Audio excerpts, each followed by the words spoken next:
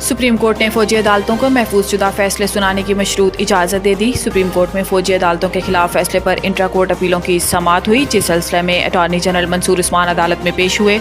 Attorney general ने अदालत को बताया कि मजमूई तौर पर 105 मुल्जिमान फौज की तहवील में हैं। इनमें से 20 अफराद ऐसे हैं जिनकी ईद से कबल रिहाई हो सकती है। इन 20 अफराद की रिहाई के लिए भी 3 मरहले हैं जो फॉलो करने पड़ेंगे।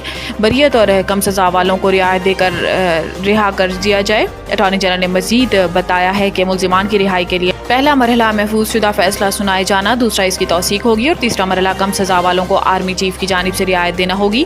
इस दौरान अटॉर्नी जनरल ने फौजी अदालतों को महफूज शुदा फैसले सुनाने की इजाज़त देने की इस्तदा की। इस पर अदालत ने कहा कि अगर इजाज़त दी भी तो अपीलों के हतमी फैसले से मशरूत होगी। 9 मई वाक़यात में सुप्रीम कोर्ट से जमानत हासिल करने वाले 5 मुल्जिमान दोबारा गिरफ्तार। पुलिस के मुताबिक 5 मुल्जिमान को 16 MPO अहकामात के तहत गिरफ्तार किया गया। MPO के अहकामात डिप्टी कमिश्नर रावलपिंडी ने जारी किए। 5 गिरफ्तार मुल्जिमान के खिलाफ थाना न्यू टाउन में 9 मई का मुकदमा दर्ज है। याद रहे कि सुप्रीम कोर्ट ने 20 मार्च को मुल्जिमान की जमानत मंजूर की थी और मुल्जिमान को इंसदाद दहशतगर्दी अदालत में मुचल के जमा कराने के बाद गुज़िश्ता रात अडियाला जेल से रिहा किया गया था। गुज़िश्ता रोज सुप्रीम कोर्ट ने 5 जबकि इंसदाद दहशतगर्दी अदालत ने 19 मुल्जिमान की जमानत मंजूर की थी। बिजली 1 माह के लिए 5 रुपये फ़ी यूनिट महंगी कर दी गई। नेपरा अथॉरिटी ने FCA की मद में दरखास्त पर समाअत मुकम्मल कर ली। कीमतों में इजाफे से मुतालिक हतमी फैसला बाद में जारी करेगा। दौरान समाअत मेंबर नेपरा ने कहा कि बिजली की तलब कम होने से सार्फिन पर बोझ पड़ रहा है।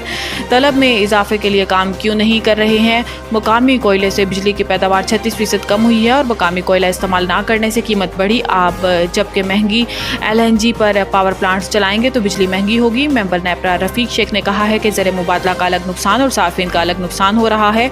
महंगे पावर प्लांट्स चलाकर पेस्ट्री चार्जेस और फ्यूल चार्जेस बढ़ाए गए। हुकाम पावर डिवीजन के मुताबिक हुकूमत ने बिजली सार्फिन से 1.2 ट्रिलियन वसूल करने हैं। 7 सितंबर से 25 मार्च तक 11 अरब 60 करोड़ रुपए की बिजली चोरी रोकी गई है। इंसदाद बिजली चोरी मुहिम से 85 अरब 90 करोड़ रुपए वसूल किए गए हैं। बाबर अवान का नाम ECL से खारिज, मजीद 24 नाम डालने की मंजूरी। विफाकी काबीना ने वजारत दाखिला की समरी पर सर्कुलेशन के जरिए मंजूरी दी और 24 नाम ECL में डालने की मंजूरी दी गई। विफाकी काबीना ने ज़िली कमेटी बराए ECL की सिफारिशात की रोशनी में मंजूरी दे दी। इसके अलावा PTI रहनुमा बाबर अवान का नाम ECL से निकालने की मंजूरी दे दी गई है। बाबर अवान का नाम दिसंबर 2023 में अलकादिर ट्रस्ट केस के बाइस ECL में शामिल किया गया था।